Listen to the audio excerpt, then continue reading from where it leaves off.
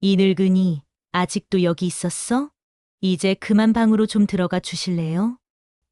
며느리의 차가운 목소리가 제 심장을 얼음처럼 파고들었습니다.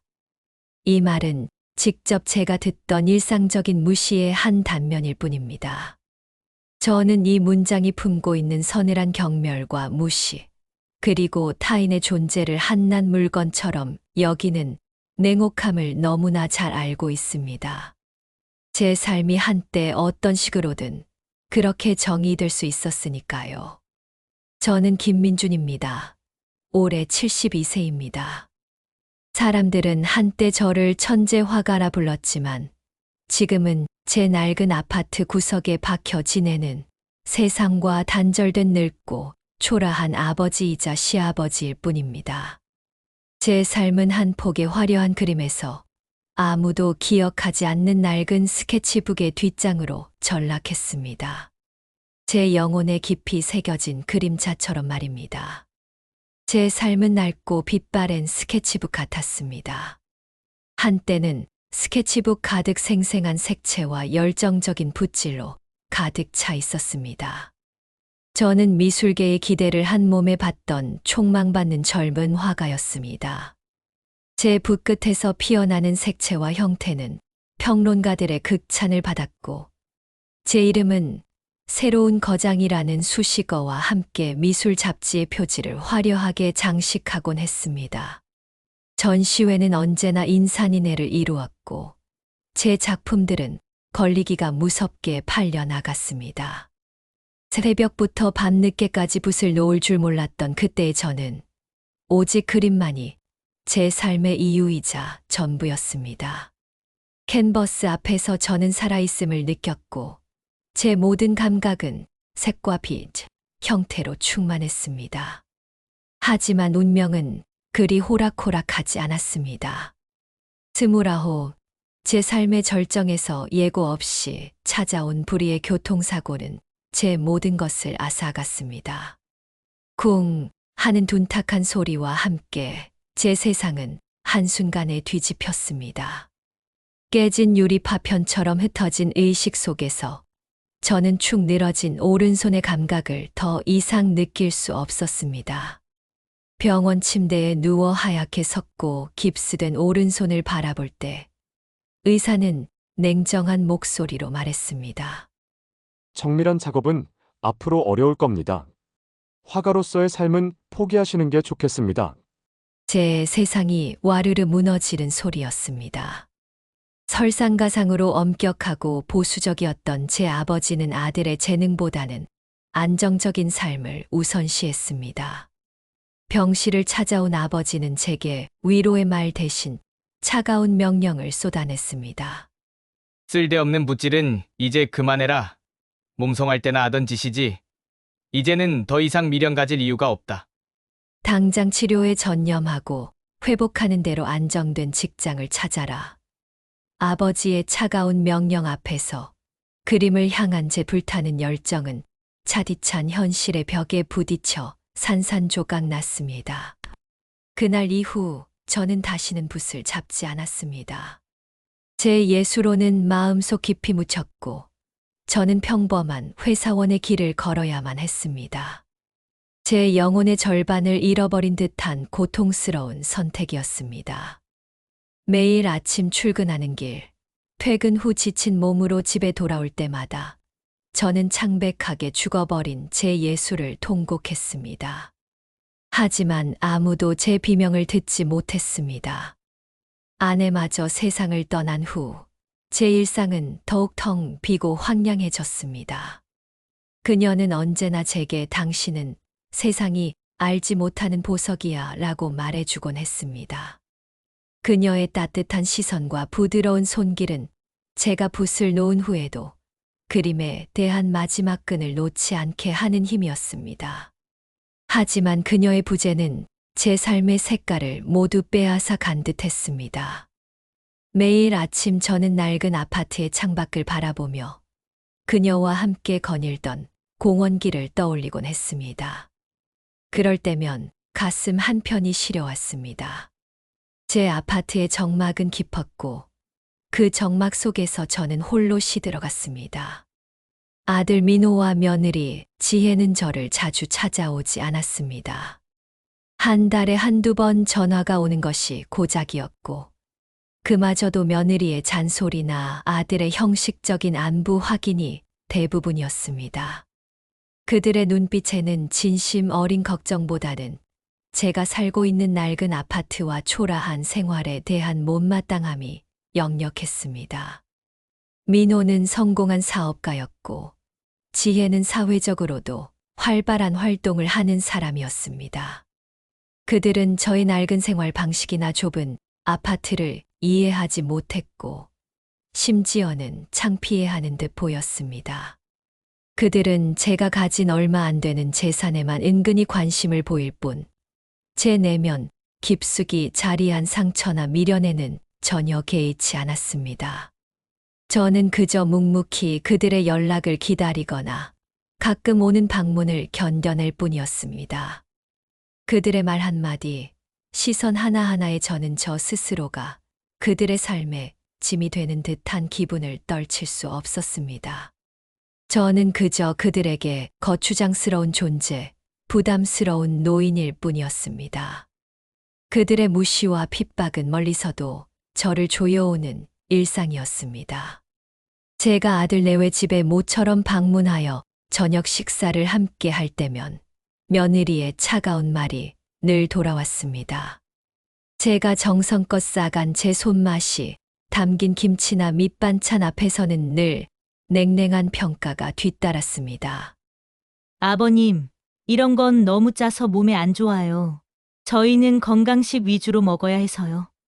그러면 민호는 제 눈을 피하며 아버지, 지혜도 그렇고 저도 요즘은 좀 싱겁게 먹는 편이라서요. 라고 덧붙였습니다.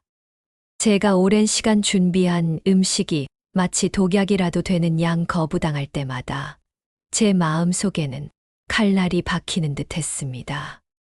저는 아무 말 없이 제가 싸간 반찬통을 다시 닫았습니다. 제 요리가 한때 시장 상인들 사이에서 김화백의 손맛이라 불리며 인기를 끌었다는 사실은 그들에게는 아무런 의미도 없는 과거의 영광일 뿐이었습니다. 더 심한 것은 제 존재 자체를 없는 사람 취급하는 것이었습니다. 어느 날 저는 아들이 사업 관련으로 중요한 투자를 앞두고 있다는 소식을 듣고 혹시 도움이 될까 하여 민호에게 전화를 걸었습니다. 민호는 전화를 받자마자 아버지, 지금 회의 중인데 중요한 일 아니면 나중에 다시 전화 드릴게요 라고 말하며 끊으려 했습니다. 그때 며느리 지혜의 목소리가 수화기 너머로 들려왔습니다. 누구셔요? 혹시 그분? 그리고 곧이어 작게 속삭이는 소리가 들렸습니다. 아버님, 그분은 그냥 가끔 전화하시는 분이야. 신경 쓸 거 없어. 제가 귀라도 어두워 듣지 못할 것이라 생각하는 듯한 혹은 제가 그들의 대화에 방해가 될까봐 경계하는 듯한 말투였습니다. 저는 투명 인간이 된 기분으로 멍하니 수화기를 들고 있었습니다.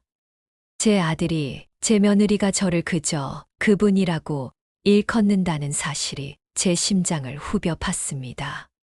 저는 제 아파트에서 숨을 쉬는 것마저 조심하게 되었습니다. 제 존재 자체가 그들에게는 소음이고 불편함이었습니다. 가장 치욕스러웠던 순간은 바로 옷차림에 대한 것이었습니다. 어느 날 며느리가 굳이 제 아파트까지 찾아와 낡은 쇼핑백을 던지듯 놓았습니다. 쇼핑백 안에는 낡고 유행이 한참 지난, 게다가 며느리 체형에 맞춰진 여성복 몇 벌이 구겨져 있었습니다. 아버님, 이거 저희가 안 입는 옷들인데 버리기는 아깝고 혹시 아버님이라도 입으실래요? 사이즈는 맞으실 거예요. 며느리의 말에 저는 멍하니 쇼핑백 안을 들여다봤습니다. 저는 분명 남성인데 제게는 아직 멀쩡한 정장과 외투도 있었지만 그들은 제가 입는 옷조차 신경 쓰지 않을 만큼 저를 하찮게 여겼고 심지어는 남이 버리는 옷이나 얻어입는 존재로 취급했습니다. 제게 모욕감을 주기 위함이 아니라 그저 저를 향한 그들의 무관심과 경멸이 너무나 당연했기 때문에 일어난 일이라는 것을 알기에 더욱 비참했습니다. 저는 아무 말 없이 쇼핑백을 치웠습니다. 제 목소리를 내는 것이 더 이상 의미 없다는 것을 알았기 때문입니다. 그들의 오만과 무례함 앞에서 저는 그저 입을 닫을 수밖에 없었습니다. 때로는 아들 민호가 제게 찾아와 말했습니다. 그의 목소리에는 특유의 계산적인 친근함과 함께 바닥을 보이는 사업 자금에 대한 절박함이 묻어 있었습니다. 아버지, 혹시 좀 여윳돈 있으세요? 이번에 사업에 큰 투자를 해야 하는데 급하게 좀 필요해서요. 아버지가 도와주시면 큰 힘이 될 텐데.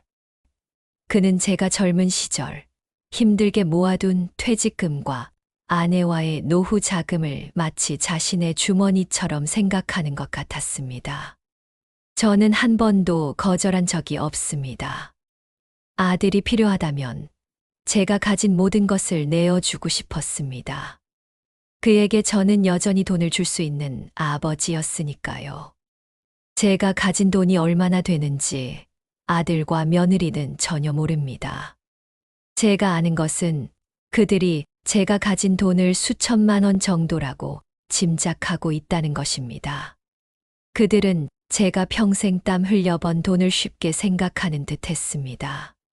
제가 힘들게 모은 돈이 마치 허공에서 솟아난 것인 양 아무렇지도 않게 요구했습니다. 그들에게 저는 그저 현금 인출기에 불과했습니다. 제 삶의 비참함은 이 아파트 안에서만 머물지 않았습니다. 며칠 전 며느리와 백화점에 갔을 때였습니다.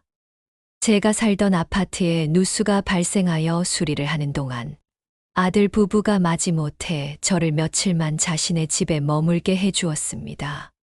그날 며느리는 자신의 친구들과 쇼핑 약속이 있다며 저를 백화점으로 데리고 나갔습니다. 저는 며느리의 친구들 눈에 띄지 않도록 한 발짝 뒤에서 그림자처럼 따라 걸었습니다.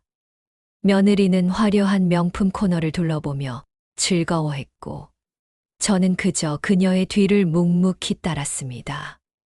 며느리가 계산하는 동안 잠시 떨어져 서 있었습니다. 그때였습니다. 어머, 김화백님 아니세요? 제 등 뒤에서 들려온 목소리에 저는 얼어붙었습니다. 반찬 가게가 아닌 젊은 시절 제 전시회에 자주 오셨던 분의 목소리였습니다. 그녀는 저를 보자마자 환한 얼굴로 달려와 제 두 손을 잡았습니다. 세상에, 김화백님. 그동안 어디 계셨어요? 그림 활동은 접으신 건가요? 워낙 작품이 귀해서 혹시나 했어요. 이렇게 만나 뵙다니 영광입니다. 저는 반가움과 함께 잊었던 과거의 빛이 저를 비추는 듯한 감동에 얼떨떨한 채로 웃으며 인사를 하려 했습니다. 아, 네, 잘 지냅니다. 그런데 그때 며느리 미영이가 제게로 다가오더니 저를 슬쩍 밀치며 제 앞으로 나섰습니다. 그녀는 굳은 표정으로 손님에게 말했습니다. 그 목소리는 차갑고 단호했으며 제 등 뒤로 서늘한 기운이 느껴질 정도였습니다. 아, 이분은 저희 집 운전기사예요. 아는 척 마세요. 그냥 시어르신이고요. 그 말은 제 심장을 꿰뚫는 비수가 되어 박혔습니다. 운전기사. 한 집안의 부속품. 제 평생을 바쳐 키운 아들의 아내인 며느리의 입에서 나온 말이었다는 것이 더 큰 충격이었습니다. 한때는 촉망받는 화가였고 누군가의 남편이었으며 아들의 아버지였습니다. 제 영혼을 담아 그렸던 그림들이 세상에 인정받던 사람이었습니다. 하지만 며느리의 말 한마디로 저는 그저 운전기사가 되었습니다. 제 모든 존재가 부정당하는 순간이었습니다. 저를 알아보던 손님은 당황한 얼굴로 저와 며느리를 번갈아 보다가 어색하게 고개를 숙이고 급히 자리를 떠났습니다. 저는 그 자리에 굳어버렸습니다. 제 심장은 거세게 요동쳤고 얼굴에서는 피가 다 빠져나가는 듯 했습니다. 주변의 시선이 마치 칼날처럼 제 살을 내는 듯 했습니다. 그 말을 듣는 순간 저는 제가 어떤 존재인지 비로소 깨달았습니다. 알고 있었지만 인정하고 싶지 않았던 비참한 진실. 저는 더 이상 아들을 키운 아버지도 한때 세상을 놀라게 했던 화가도 아닌 그저 아들 내외에게 아는 척하지 마세요라고 선 그어진 때로는 귀찮고 때로는 짐이 되는 존재, 즉 아들 집 운전사였습니다. 그날 밤 저는 제 낡은 아파트로 돌아와 잠을 이룰 수 없었습니다. 눈을 감아도 며느리의 차가운 표정과 운전기사라는 말이 귓가에 맴돌았습니다. 제 손으로 이룬 삶이 한순간에 산산조각 난 것 같았습니다. 제가 그동안 무엇을 위해 살아왔는지 알 수 없었습니다. 모든 것이 허무하고 무의미하게 느껴졌습니다. 하지만 그 뼈아픈 깨달음은 동시에 저에게 새로운 불씨를 지폈습니다. 저는 더 이상 이렇게 살 수 없다고, 나 자신을 찾아야겠다고 생각했습니다. 이대로 무너질 수는 없다고, 제 텅 빈 삶에 다시 색깔을 채워 넣어야겠다고, 저를 짓밟았던 그들에게 제가 누구였는지 똑똑히 보여주겠다고. 그날 밤 저는 수십 년 만에 처음으로 깊은 잠이 아닌 결심의 찬밤을 지새웠습니다. 그날 밤 이후 제 낡은 아파트는 더 이상 적막한 감옥이 아니었습니다. 오히려 제 안에서 끓어오르는 분노와 다시 타오르기 시작한 열정으로 가득 찬 새로운 시작의 공간이 되었습니다. 저는 굳게 닫아두었던 작은 다락방의 문을 열었습니다. 거미줄과 먼지가 가득했지만 그곳에는 제가 젊은 시절 애지중지했던 붓들과 물감, 그리고 캔버스들이 고스란히 남아 있었습니다. 손수건으로 먼지를 닦아내자 붓의 나무 손잡이와 물감 튜브의 익숙한 감촉이 제 손끝에 전해져 왔습니다. 오랜 친구를 다시 만난 듯 가슴이 먹먹해졌습니다. 저는 붓을 다시 잡았습니다. 사고로 인해 굳어버린 오른손은 제 뜻대로 움직이지 않았습니다. 붓을 쥐는 것조차 힘들었고 선 하나 긋는 데에도 온몸에 기운이 다 빠져나가는 듯 했습니다. 예전에 섬세하고 날카로운 붓질은 온데간데 없었고 캔버스 위에 남는 것은 그저 울퉁불퉁하고 투박한 선들뿐이었습니다. 좌절감이 밀려왔습니다.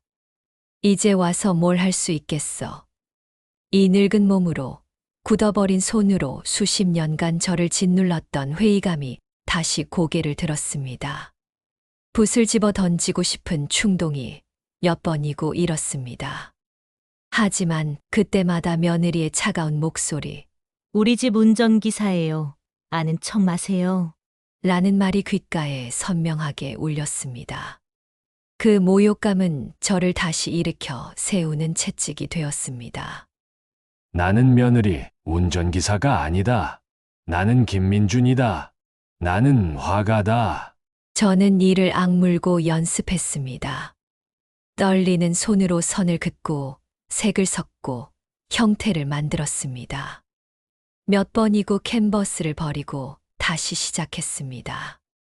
밤늦도록 그림에 매달렸고 손가락 마디는 붓을 쥐다 못해 붓대가 파고들어 물집이 잡히고 피가 나기도 했습니다. 하지만 이상하게도 고통보다는 점점 명료해지는 붓끝의 감각에서 희열을 느꼈습니다. 오른손이 안 되면 왼손으로라도, 심지어 발가락으로라도 그림을 그리고 싶다는 열망이 제 몸을 지배했습니다. 공원 벤치에서 스케치를 하던 젊은 미대생 유진과의 만남은 제 삶의 작은 균열을 만들었습니다. 그녀는 제가 몰래 그리는 스케치북 속 그림들을 우연히 보게 되었고, 순수한 열정으로 제 그림에 감탄했습니다. 할아버지, 그림 정말 멋지세요. 혹시 그림 그리시는 분이세요? 그녀의 맑은 눈빛은 제게 잊었던 존재감을 일깨워 주었습니다. 제가 얼버무리자 그녀는 더욱 적극적으로 다가왔습니다. 취미라고 하기엔 너무 아까운데요.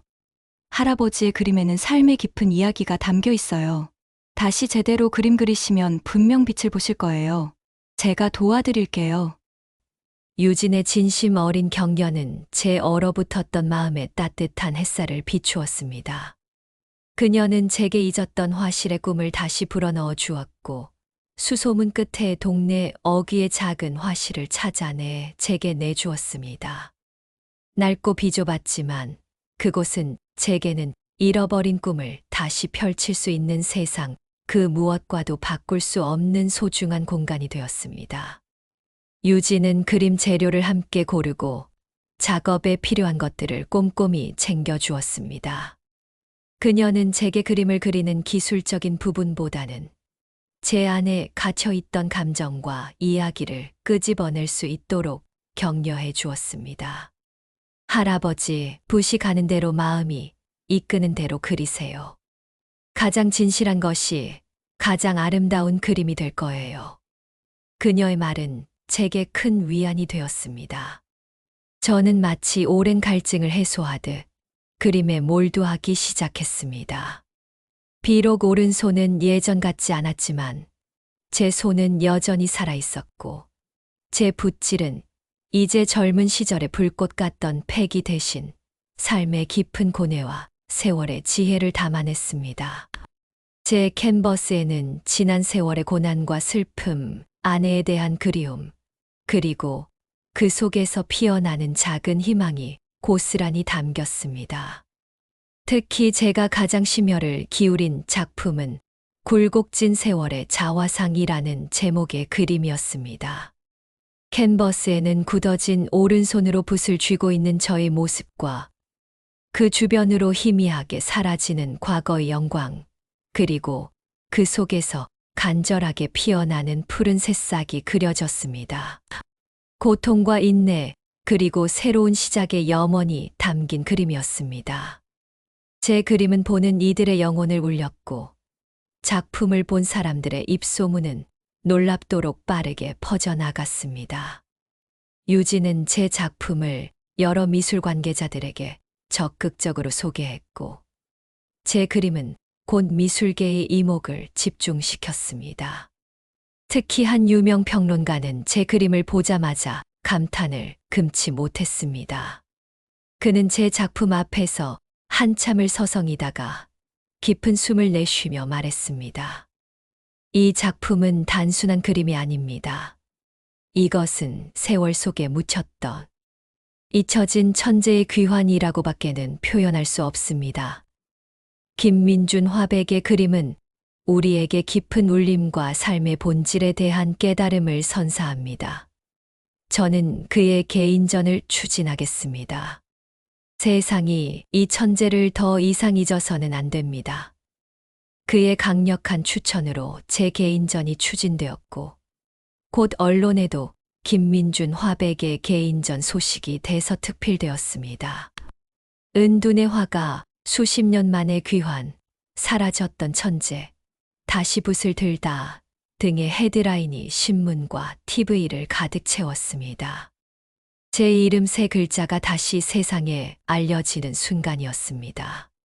백화점에서 겪었던 치욕적인 운전기사라는 말이 마치 먼지처럼 흩어져 사라지는 듯 했습니다. 김민준 화백의 개인전 소식이 주요 뉴스를 장식하자 아들 민호와 며느리 지혜는 충격에 휩싸였습니다. 그들은 식탁에 앉아 아침 뉴스를 보다가 자신들의 아버지가 미술계에서 천재 화가로 극찬받고 있다는 소식에 입을 다물지 못했습니다. 민호는 리모컨을 떨어뜨리며 중얼거렸습니다. 아버지 화가였다고? 말도 안 돼. 지혜는 얼굴이 새하얗게 질린 채 우리가 그때 그 그림들을 버리라고 하다니. 라며 떨었습니다. 그들은 뒤늦은 후회와 함께 제게 연락을 취해왔습니다. 처음에는 아들 민호에게서 전화가 왔습니다. 목소리는 떨렸고 평소답지 않게 낮은 자세였습니다. 아버지, 뉴스를 봤습니다. 정말 놀랐습니다. 죄송해요. 저희가 아버지를 너무 몰랐어요. 이런 대단한 분이셨을 줄은. 이어 며느리 지혜의 전화도 걸려왔습니다. 그녀는 울먹이는 목소리로 아버님, 저희가 정말 어리석었어요. 아버님의 그림을 버리라고 하다니 정말 후회됩니다. 용서해 주세요. 라고 매달렸습니다. 그들의 목소리에는 진심, 어린 후회보다는 당황스러움과 계산적인 미소가 섞여 있었습니다. 저는 그들의 연락을 차갑게 받았습니다. 너희의 사과는 너무 늦었다. 그리고 그 사과에서 진정성도 느껴지지 않는구나. 너희가 진정으로 나를 이해했다면 내 그림을 버리라고 말하지 않았을 것이야. 너희는 내가 병원에 누워 있을 때도 아버지가 그림을 포기하라 했을 때도 단 한 번도 내 꿈을 물어보지 않았다. 그저 내가 돈을 벌어다 주는 기계쯤으로 생각했겠지. 너희의 사과는 너희의 이기심에서 비롯된 것일 뿐이다. 너희는 그저 내 재능이 돈이 된다는 사실을 알고 찾아온 것뿐이다. 저는 더 이상 그들의 위선적인 태도를 용납할 수 없었습니다. 며칠 후 개인전 개막식이 열리는 날, 그들은 허둥지둥 전시장으로 달려왔습니다. 화려한 조명 아래 많은 인파가 제 그림 앞에 모여 감탄사를 쏟아내고 있었습니다. 제 삶의 가장 찬란한 순간이었습니다. 민호와 지혜가 군중을 헤치고 제게 다가왔습니다. 그들의 얼굴은 땀으로 번들거렸고 억지로 지은 미소는 일그러져 있었습니다. 민호는 제게 손을 내밀며 아버지, 정말 축하드립니다. 아버지가 자랑스럽습니다. 라고 말했습니다. 지혜는 제 손을 잡으려 했지만 저는 그녀의 손을 피했습니다. 그들의 시선 속에서 저는 더 이상 그들의 삶에 짐이 되는 하부가 아니었습니다. 저는 제 삶의 온전한 주인이었습니다. 그들은 그저 수많은 관람객 중 한 명일 뿐이었습니다. 그날 이후 그들은 제게 수시로 전화를 걸어왔습니다. 아버지, 식사는 잘 하셨어요? 아버님, 요즘 건강은 어떠세요? 아버지, 이번 주말에 식사라도 같이 하실까요? 이전에는 상상도 할 수 없었던 다정한 말들이 쏟아졌지만 저는 이미 그들의 속셈을 꿰뚫고 있었습니다. 저는 그들의 연락을 대부분 무시하거나 짧게 응대했습니다. 그들의 뒤늦은 후회와 관심은 제게 아무런 감흥도 주지 못했습니다. 개인전은 예상보다 훨씬 더 큰 대성공을 거두었고 제 작품은 상상을 초월하는 높은 가격에 팔려나갔습니다. 전시는 연장되고 해외에서도 러브콜이 쇄도했습니다.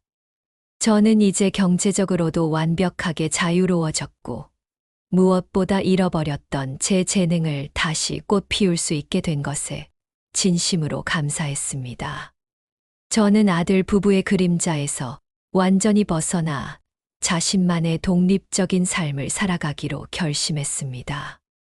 그들의 인정이나 허락은 더 이상 제게 아무런 의미가 없었습니다. 저는 그들에게 어떤 물질적 지원도 끊었고 연락도 최소화했습니다.